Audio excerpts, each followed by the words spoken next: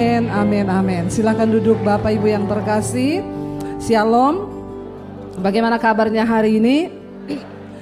Luar biasa karena kita punya Tuhan yang luar biasa. Saya mengucapkan selamat Paskah saudara, dan biarlah ini bukan hanya sekedar perayaan biasa, tapi boleh sungguh-sungguh kita mengerti makna dari kebangkitan Kristus.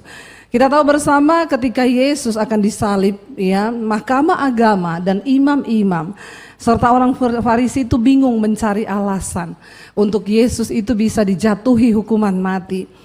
Mereka mendatangkan saksi-saksi dusta, kata Alkitab di dalam Matius pasal yang ke-27.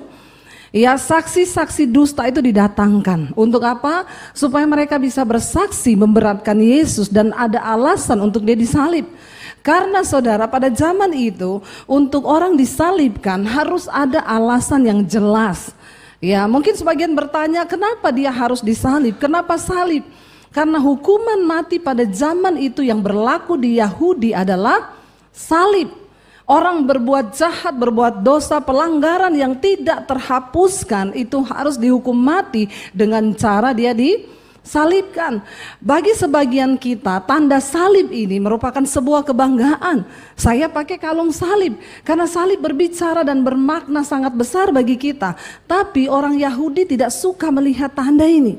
Karena bagi mereka salib itu bicara tentang aniaya, penghukuman, sesuatu yang tidak berperi kemanusiaan.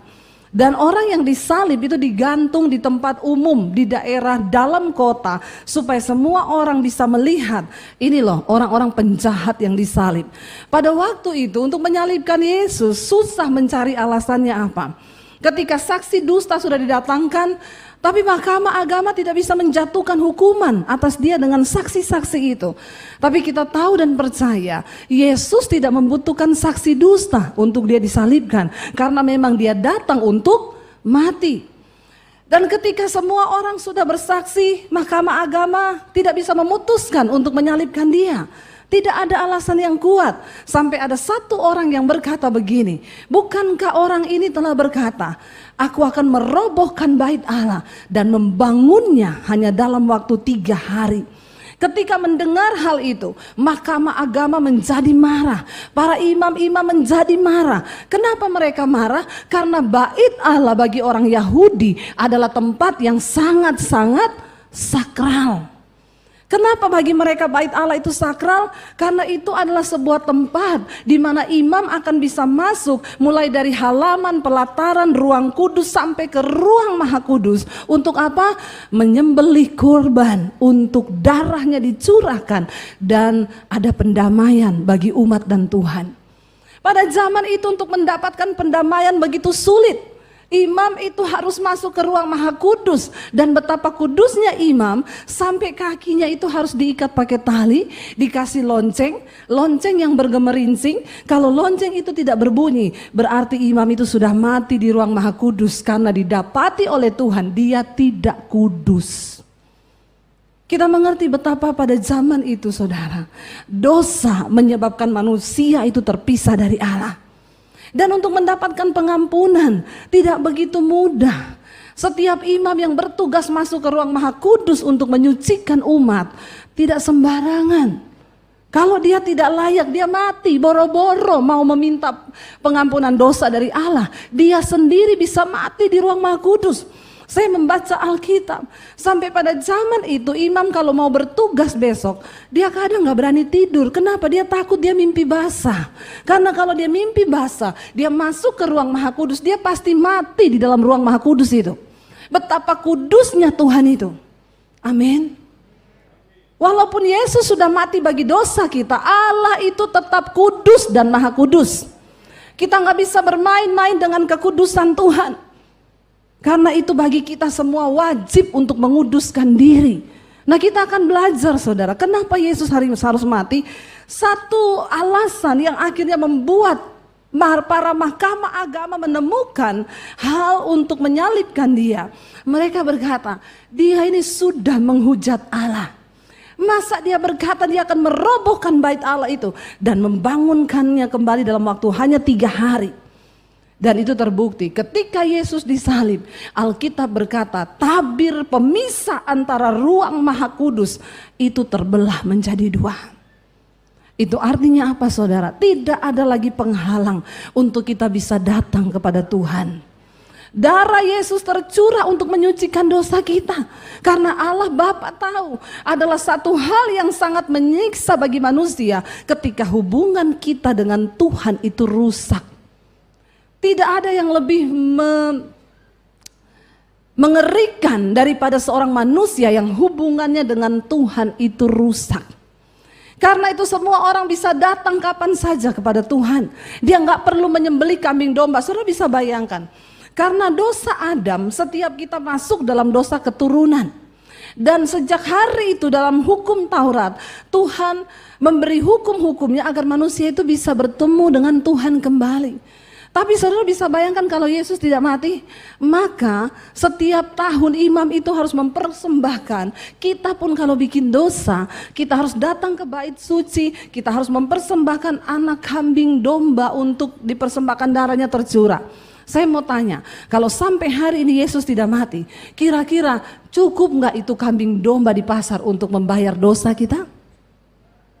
Jemaat WTC saja sudah borong habis semua di Tangerang. Karena kita ini tiap hari bikin. Nah Yesus mati dikatakan tabir itu terbelah menjadi dua. Dan digenapi dia berkata, buktikan itu akan dirobohkan dan dalam waktu 3 hari aku akan membangunnya kembali. Artinya apa? Ketika dia mati, kutuk dosa itu diputuskan, kutuk maut itu diputuskan. Setiap saudara dan saya berhak untuk datang kepada Tuhan secara pribadi. Karena itu ndak usah titip-titip doa sama pendeta, amin.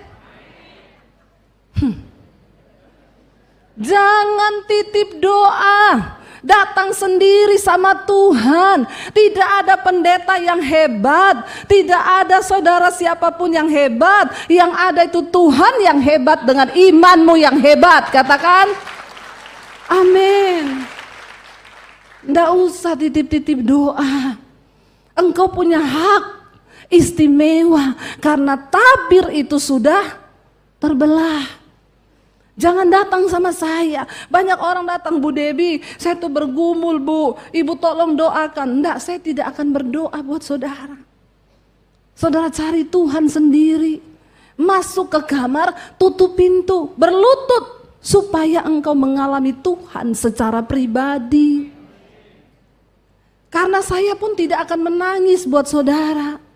Saya nggak akan menangis buat anakmu. Saya tidak akan menangis buat suamimu. Karena saya tidak mencintai suamimu. Amin. Mana mungkin saya berdoa menangis. Doa yang didengar Tuhan, doa yang lahir dari hati. Kenapa kita bisa berdoa dari hati? Karena kita punya cinta kepada suami kita cinta kepada istri kita cinta kepada anak kita. Itu berbeda. Yesus sudah menyelesaikannya, tidak ada lagi penghalang. Anda bisa masuk kapan saja. Tapi jangan bermain-main dengan darah perjanjian itu.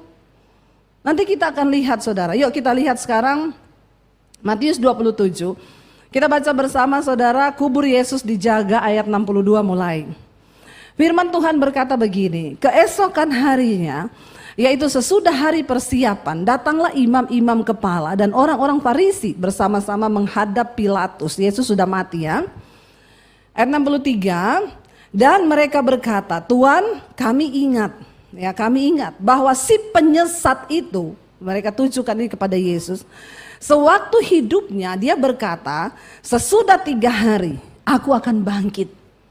Ya, ayat 64. Karena itu mereka bilang kepada Pilatus, perintahkanlah untuk menjaga kubur itu sampai hari yang ketiga. Jikalau tidak, maka murid-muridnya mungkin datang untuk mencuri mayat Yesus itu, lalu mengatakan kepada semua rakyat bahwa ia telah bangkit dari antara orang mati. Sehingga penyesatan yang terakhir akan lebih buruk akibatnya daripada yang pertama. Mereka bilang, dia kan udah bilang dia akan bangkit pada hari yang ketiga. Suruh jaga supaya jangan sampai murid-muridnya datang untuk mencuri mayatnya. Ayat yang ke-65, kata Pilatus kepada mereka, ini penjaga-penjaga bagimu, dikasih saudara para prajurit, pergi dan jagalah kubur itu sebaik-baiknya.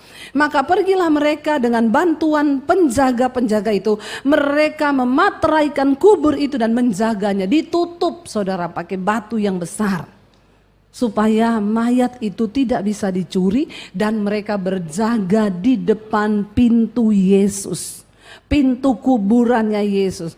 Kalau sebagian orang berkata sampai hari ini, oh Yesus itu nggak bangkit, cuma mayatnya dicuri. Maaf, di dalam Alkitab jelas ditulis dan dicatat, ini ada faktanya, bahwa pada zaman itu tentaranya Pilatus ikut menjaga kuburan supaya dia tidak dicuri, mereka beranggapan. Kita baca Matius 28, kebangkitan Yesus, ayat yang pertama. Setelah hari Sabat lewat, menjelang menyingsingnya fajar pada hari pertama minggu itu, pergilah Maria Magdalena dan Maria yang lain menengok kubur itu. Ayat 2, maka terjadilah gempa bumi yang hebat, sebab seorang malaikat turun dari langit dan datang ke batu itu untuk menggulingkannya, lalu duduk di atasnya. Jadi siapa yang menggulingnya? Malaikat. Karena orang saja nggak bisa, batu itu gede, ya, penutup gua kuburan itu, saudara. Lalu dikatakan di sana malaikat itu turun, gempa bumi terjadi, lalu batu itu digulingkannya. Ayat 3, wajahnya bagaikan kilat dan pakaiannya putih bagaikan salju. Ayat yang keempat, dan coba baca sama-sama. Dan penjaga-penjaga itu gentar ketakutan dan menjadi seperti. Jadi fakta mencatat para penjaga yang menjaga kuburan Yesus itu melihat kejadian itu, mereka melihat malaikat itu turun, dan Alkitab berkata mereka pucat ketakutan seperti orang mati. Ayat yang kelima, akan tetapi malaikat itu berkata kepada perempuan-perempuan itu, janganlah kamu takut, sebab aku tahu kamu mencari Yesus yang disalibkan itu. Ia tidak ada di sini, sebab ia telah bangkit sama seperti yang telah dikatakannya. Mari lihatlah tempat ia berbaring.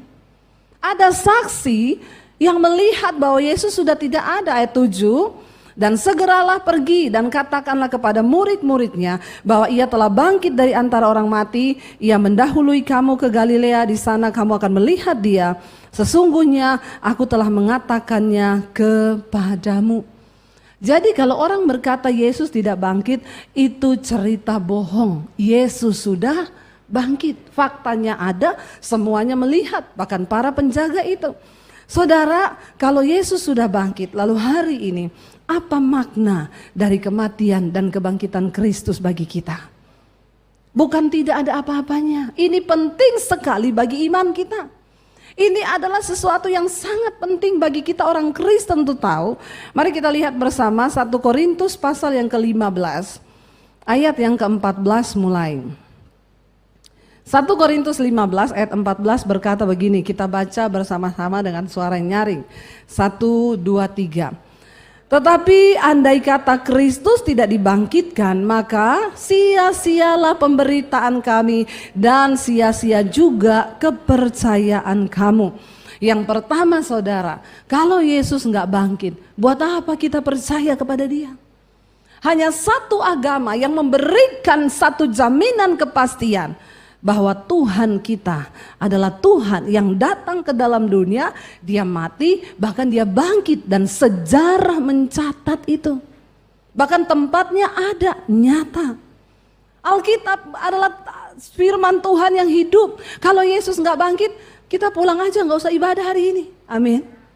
Karena Yesus bangkit, makanya tidak menjadi sia-sia kepercayaan kita kepada Dia. Hari ini saya mau bilang, saudara sudah berada di tempat yang benar, dengan iman yang benar, dengan harapan dan pengharapan yang benar kepada Tuhan Yesus Kristus, Tuhan yang mati dan bangkit. Lalu saudara, kalau Dia memang bangkit, kenapa sih Dia bangkit? Kita lihat ayat 19, kita lompat. Ayat 19 berkata begini. 1, 2, 3 baca. Jikalau kita hanya dalam hidup ini saja menaruh pengharapan pada Kristus, maka kita adalah orang-orang yang paling malang dari segala manusia. Orang itu dikatakan malang bukan waktu dia miskin. Orang yang paling malang bukan orang yang tidak punya uang. Jangan saudara salah. Engkau berpikir kemiskinan adalah hal yang paling malang. Tetapi orang yang paling malang, mereka yang percaya kepada Yesus hanya sampai di hidup ini saja, tetapi tidak sampai pada hidup yang akan datang. Makanya banyak orang murtad tinggalkan iman. Ketika dia melihat masalahnya tidak ada jalan keluar, ketika dia melihat Tuhan tidak pulihkan pekerjaannya, ketika dia melihat sakitnya tidak sembuh, lalu dia mulai mundur dan meninggalkan iman. Engkau orang yang paling malang. Jangan taruh harapanmu hanya sampai di dunia ini saja kepada Yesus. Karena itu orang yang percaya kepada Yesus, engkau memiliki sebuah pengharapan. Bahkan mati adalah sebuah keuntungan bagi kita yang percaya. Katakan, amin. Makanya jangan takut mati. Siapa yang takut mati? Siapa yang sudah siap mati? Yang sudah siap mati boleh angkat tangan, saya mau lihat. Yang siap bukan yang mau loh. Yang siap mati angkat tangan. Yang takut mati angkat tangan. Yang bingung angkat kaki. Karena semua bingung di sini ya. Saudara, Anda siap atau tidak? Anda mau atau tidak? Kalau sudah waktunya dipanggil, Anda menghadap. Uangmu tidak bisa menyelamatkan engkau. Hartamu tidak bisa menyelamatkan. Bahkan depositmu, engkau mau kaya sekaya apapun, tidak bisa beli nyawa. Itu adalah kedaulatan Tuhan. Daripada engkau tidak siap, lebih baik. Amin. Ada orang datang sama saya, Bu, dokter vonis saya tinggal 6 bulan hidupnya. Saya bilang, puji Tuhan masih lama ya Bu. Loh jangan tertawa, lama 6 bulan saudara.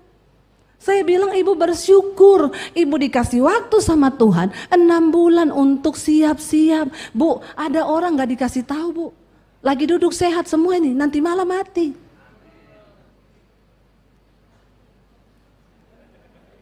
Amin. Benar enggak saudara? Saya bilang sama ibu itu, ada orang Bu, nggak dikasih tahu matinya kapan. Dokter periksa semuanya baik, tekanan darah baik, gula baik, semua baik. Lagi terima hasil general check up loh kemarin, semua baik. Datang ke gereja senang, ditanya sama temannya, kamu senang banget kenapa? General check upku baik semua, jantung bagus, gula darah bagus, tekanan ini bagus, semua bagus. Terus senang dong aku mimpin pujian hari itu. Lagi nyanyi, dia bilang siapa yang mau kesaksian? Gak ada, ya udah kita naikin pujian lagi satu. Musik main baru mau nyanyi, jatuh mati di mimbar. Hasil check up baik, semuanya baik. Jangan engkau taruh imanmu, jangan engkau taruh nyawamu kepada hasil check up. Karena nyawamu itu yang punya Tuhan. Amin. Hidup mati kita tuh di tangan Tuhan. Ya, saya bilang sama ibu itu, walaupun dokter bilang ibu tinggal 6 bulan, kalau Tuhan mau panjangin umurmu, nggak ada yang mustahil Bu. Jangan percaya apapun, percayalah Bu, kalau besok pun Tuhan panggil engkau mati, kita ada pengharapan di dalam Yesus. Amin saudara.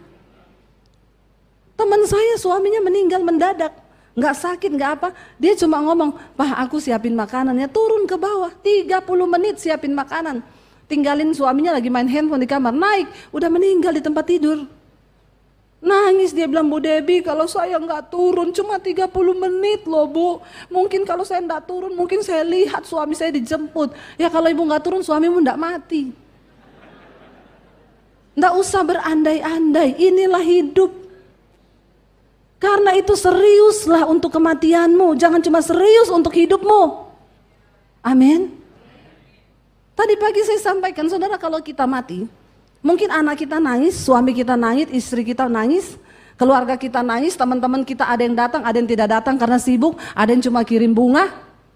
Lalu mereka akan menangis 1-2 hari, waktu engkau dikubur, mungkin keluargamu masih sedih, Tapi seminggu kemudian mereka sudah ngopi, nonton TV, nonton lawak, ketawa-ketawa. Dan kita sudah dilupakan yang mati. Lalu dia akan mulai mencari pengganti posisimu. Apalagi bapak-bapak kalau istrinya mati, cepat dia cari pengganti. Bapak-bapak yang di sana, yang di sini tidak. Di sini bapak-bapaknya semua luar biasa. Insya Allah. Ya, benar enggak? Cepat dia cari pengganti. Sampai ada bapak-bapak dia ke kuburan, saudara, istrinya mati, dia sedih. Tiap minggu dia ke kuburan bawa bunga sama kipas angin. Ditanya orang, bapak kenapa bawa kipas angin? Istri saya berpesan, sebelum kuburan saya kering kamu tidak boleh kawin lagi. Jadi saya bawa kipas angin supaya cepat kering. Bertobat.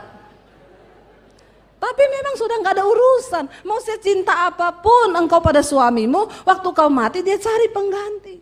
Kalau engkau sebagai bos, maka akan ada orang yang menggantikan posisimu. Semua yang hidup akan melupakanmu. Bahkan sekaya apapun orang, nggak ada kan yang simpan jenazah di kamar?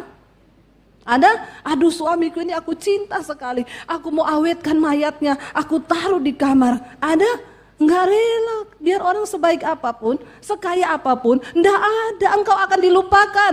Dan pada akhirnya engkau harus mempersiapkan dirimu untuk berjumpa dengan Sang Penciptamu dan memberikan pertanggungan jawab terhadap hidupmu di dunia ini. Karena itu selama engkau hidup, seriuslah tentang matimu. Amin. Jangan cuma serius tentang hidupmu, cari uang, terus cari uang. Kalau dapat uang sakit, nanti uangnya dihabisin untuk berobat. Jual rumah, jual ini, kenapa? Berobat. Waktu sehat lupa segalanya.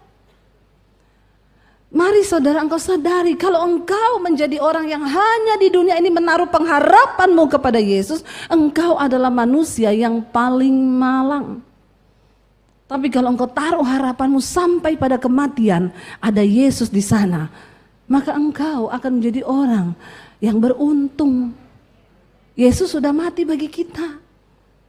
Karena itu jangan takut, tapi jangan hidup sembarangan. Jangan hidup berbuat dosa. Saudara, satu kali saya ketemu teman, suaminya meninggal. Tapi saya belum pernah ketemu dia. Saya ketemu dia, Bu, ya ampun Bu, sorry banget ya Bu, saya waktu itu gak sempat datang, saya lagi pelayanan di luar kota. Aduh Bu, saya kaget dengar Bapak meninggal Bu, ndak sakit ya, ndak apa ya. Dia diem, saya bilang Bu, turut berduka cita ya. Dia tarik tangan saya, Bu Debbie, ndak usah berduka cita. Kenapa Bu? Kenapa Ibu berkata begitu? Dia pantas mati Bu. Ibu kenapa ngomong begitu? Ibu, waktu dia mati Bu, saya buka handphonenya Bu, saya baru tahu dia selingkuh sama janda. Bapak-bapak, bertobat sekarang bapak-bapak. Karena waktu kau mati, HP-mu itu akan dibuka. Ibu-ibu langsung tepuk tangan. Tapi jangan lupa, bapak-bapak juga selingkuhnya sama ibu-ibu.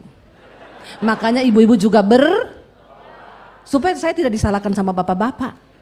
Karena banyak bapak-bapak yang WA, ibu tuh kalau khotbah selalu yang disalahkan bapak-bapak. Padahal bapak-bapak selingkuh juga sama ibu-ibu dan para wanita. Jadi sekarang saya rata semua. Waktu kita mati, catatan hidup kita akan dibuka, bukan cuma di hadapan manusia, di hadapan Tuhan. Tidak ada satupun yang tersembunyi.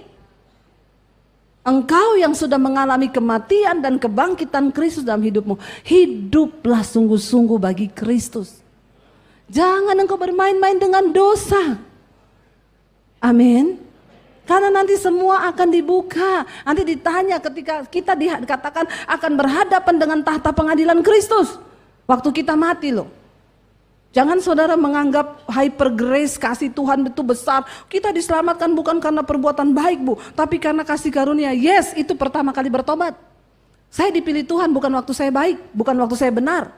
Saya mau bunuh diri, Tuhan tarik saya. Dia tidak lihat kebenaran apapun dalam diri saya. Dia pilih saya, dia selamatkan saya. Paulus ketika diselamatkan Tuhan adalah seorang pembunuh. Tapi Tuhan tangkap dia, Tuhan gak lihat masa lalunya. Tapi ketika dia diselamatkan, hargai kasih karunia ini. Karena ini bisa hilang kalau engkau bermain-main. Engkau yang membuang itu dan tidak menghargainya. Saudara, ya ketika akhirnya kita berhadapan dengan Tuhan, Alkitab berkata, kita semua akan berdiri di hadapan tahta pengadilan Kristus untuk memberikan pertanggungan jawab akan hidupmu di dunia ini. Jadi nanti akan ditanya, kau pernah selingkuh? Tidak Tuhan, tidak malaikat. Maka malaikat bilang, putar channel 3. Ada videomu lagi di hotel, lagi di booking om-om, atau lagi membooking perempuan. Jangan kau pikir tidak ada rekaman hidupmu. Mata Tuhan melebihi CCTV tercanggih manapun juga. Bertobat saudara, jangan main-main dengan dosa. Tuhan merekam semuanya. Karena itu Alkitab berkata mata Tuhan menjelajah ke seluruh bumi tiap hari, melihat orang baik dan orang jahat, untuk memberikan kepada mereka upah yang sesuai.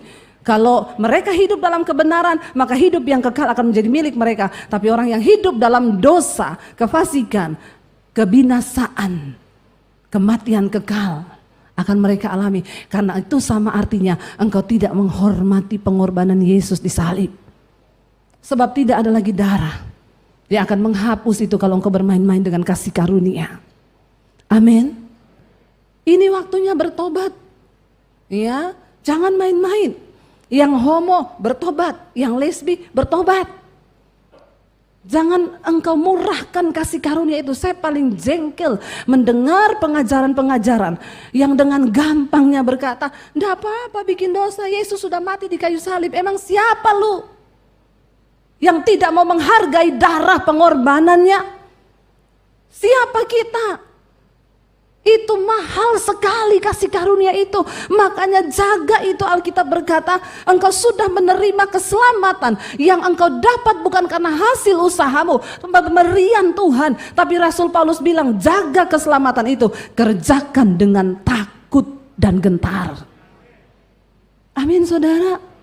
Jangan sia-siakan. Makanya kita yang sudah bertobat, menerima kasih karunia itu, maka kita harus menjaga. Mari lihat bersama Roma pasal yang ke-6 ayat yang ke-5 mulai. Roma 6 ayat 5 berkata saudara.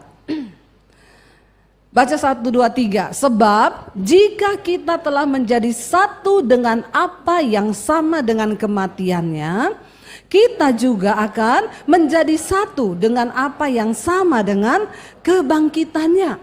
Lalu dikatakan, karena kita tahu, baca dengan suara keras, bahwa manusia lama kita telah turut disalibkan supaya tubuh dosa kita hilang kuasanya, agar jangan kita menghambakan diri lagi kepada dosa. Amin. Tuhan itu datang dari sorga yang mulia. Dia turun ke bumi cuma untuk apa? Beresin hidup kita dari dosa. Lah betapa naifnya ketika kita berkata Kristen, mengaku kematiannya di atas kayu salib, tapi kita memperhambakan lagi diri kita kepada dosa. Tadi pagi habis khotbah ada orang datang ke ruang hamba Tuhan. Bu, saya mau ketemu Ibu Debbie. Iya Bu, tadi saya diberkati dengan khotbah Ibu, tapi saya ini seorang homoseksual. Dan saya tiap hari dibujukin untuk nonton film Bu, film porno. Dan saya selalu terbujuk Bu. Saya bilang, tadi pagi kamu dengar khotbah saya, jangan biarkan tubuh dosa itu menguasai kamu. Lalu bagaimana caranya Bu? Dengerin firman Tuhan. Banyak dengar khotbah, engkau harus berperang dengan dirimu sendiri. Saya bilang, tidak ada satu pendeta pun bisa melepaskan engkau. Biar dia mau tumpang kaki sama kau, jangankan tumpang tangan, tumpang kaki juga. Kalau dari dirimu sendiri tidak berperang, tidak niat, maka engkau tidak mungkin dimerdekakan. Bagaimana caranya Bu? Yesus berkata, di mana ada kebenaran, di situ ada kemerdekaan. Kalau kamu rajin melakukan firman, kalau kamu rajin mendengarkan khotbah, maka ada kebenaran yang masuk dalam dirimu, dan kebenaran itu yang akan memerdekakan kamu, bukan pendeta. Amin. Bangun imanmu di atas dasar yang paling suci, kata firman Tuhan. Jangan main-main dengan dosa. Bangun imanmu saudara. Tinggalkan dosamu. Saya bilang kamu bisa. Ya gimana caranya? Kan saya sudah bilang tadi pagi. Berdiri di depan kaca. Bilang sama dirimu sendiri. Sebut namamu siapa? Saya mau pakai contoh nama siapa ya? Yang gak ada di sini Bejo ya. Gak ada Bejo kan? Ya kita doa. Saya bilang kamu tengking, lihat di kaca Bejo, kamu diciptakan sebagai seorang laki-laki. Tuhan tidak pernah menciptakan homo atau lesbi. Dia menciptakan laki-laki atau perempuan dan ciptaan itu tidak pernah gagal. Kalau ada yang lain dari itu, dari iblis itu. Kamu tengking itu. Iya ya Bu, saya pernah layani begitu saudara. Tiap hari dia tengking dirinya dalam nama Yesus. Bejo, kamu laki-laki, bukan bencong, bukan homo. Dalam nama Yesus, roh banci keluar, roh homo keluar. Dia sampai muntah-muntah loh saudara, muntah-muntah loh.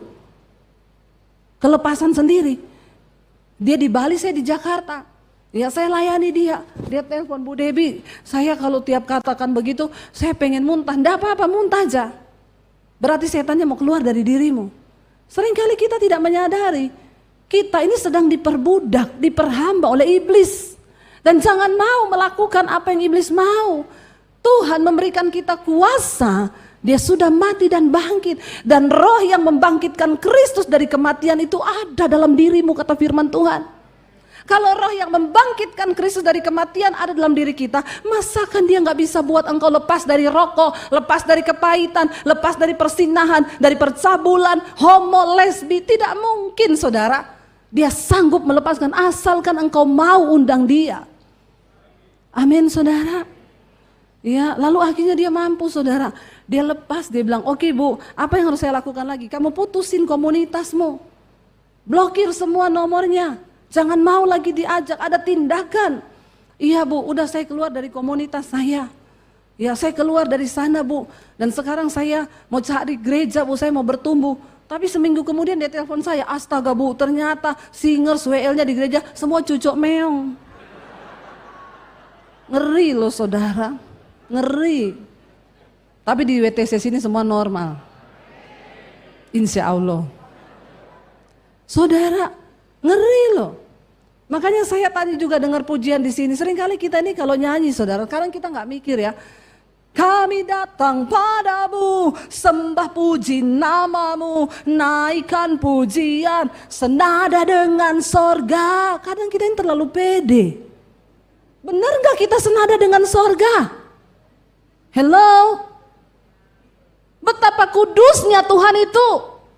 Dan kita dengan gampangnya ngomong saya mau nyanyi itu saya mikir dulu. Apakah benar saya ini senada dengan sorga? Makanya iblis kadang lihat di gereja, biarin aja. Pede banget nyanyi lompat-lompat. Kami datang padamu, sembah sujud namamu. Maaf saudara, tidak semudah itu engkau berkata engkau hidup senada dengan sorga. Kalau engkau tidak berjalan di dalam kekudusan. Jangan menipu diri kata firman Tuhan. Kita bangkit, jaga kekudusan hidup kita. Maaf saya harus menyampaikan ini dengan keras. Saya harus menyampaikan ini karena banyak mimbar gereja sekarang dikotori. Orang habis berzina, habis homo. Dia naik di atas mimbar dan dia begitu gampang menyanyikan pujian. Sedikit saja hati kita ini gak beres. Tuhan tidak berkenan. Tuhan gak berkenan. Bukan soal gaya kita di atas mimbar. Tapi Tuhan gak bisa ditipu dengan gaya-gaya kita. Cukup saudara. Mari kita hormati kekudusan Tuhan. Kita berdiri dalam kekudusan Tuhan. Orang bilang itu Debbie Basir, pendeta perjanjian lama, hukum Taurat. Maaf, saya lebih baik mengingatkan saudara supaya kita selamat. Jangan engkau injak-injak darah perjanjian baru anak domba Allah. Kenapa Yesus turun? Untuk beresin engkau dan saya dari dosa. Terus kita yang berkata sudah percaya pada dia, dengan gampangnya kita menghambakan lagi diri kita kepada dosa. Hello.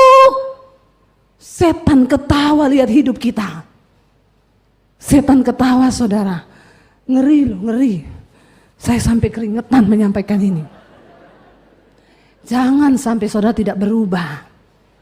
Jaga hidup kita dalam kekudusan. Karena Yesus sudah bangkit buat kita. Teruskan ayatnya saudara. Supaya tubuh dosa kita itu hilang kuasanya. Agar apa? Jangan kita menghambakan diri lagi kepada dosa. Sebab apa? Sebab siapa yang telah mati, ia telah bebas dari dosa. Jika kita telah mati dengan Kristus, kita percaya bahwa hidup kita akan hidup juga dengan Dia, saudara. Karena kita tahu bahwa Kristus, ya, sesudah ia bangkit dari antara orang mati, ia tidak mati lagi. Maut tidak lagi berkuasa atas dia. Sebab kematiannya adalah kematian terhadap dosa. Berapa kali? 1 kali untuk selamanya. Jangan main-main, tidak ada lagi darah menghapus dosamu. Dan kehidupannya adalah kehidupan bagi Allah. Saya minta kita baca bersama, ini makna dari kebangkitan Kristus. Baca 1, 2, 3. Demikianlah hendaknya kamu memandangnya, bahwa apa? Kamu telah mati bagi dosa, tetapi kamu hidup bagi Allah dalam Kristus Yesus. Sebab itu hendaklah dosa jangan berkuasa lagi dalam tubuhmu yang fana, supaya kamu jangan hidup menuruti keinginannya. Jadi apa kematian? Apa makna dari kebangkitan Kristus? Supaya kita ini mati bagi dosa dan hidup bagi Allah. Jangan lagi engkau memperhambakan dirimu kepada dosa, tapi perhambakanlah dirimu kepada kebenaran. Buang semua hal yang tidak berkenan. Buang dosa, buang kepahitan, kenajisan, percabulan, sakit hati. Buang semua itu. Mari setiap hari kita koreksi diri supaya kita kedapatan layak dan berkenan di hadapan Tuhan. Supaya ketika Yesus datang kali yang kedua, Dia berkata, kamu anakku yang melakukan kehendakku. Saudara, karena itu jangan taruh imanmu hanya kepada Yesus di dunia ini saja.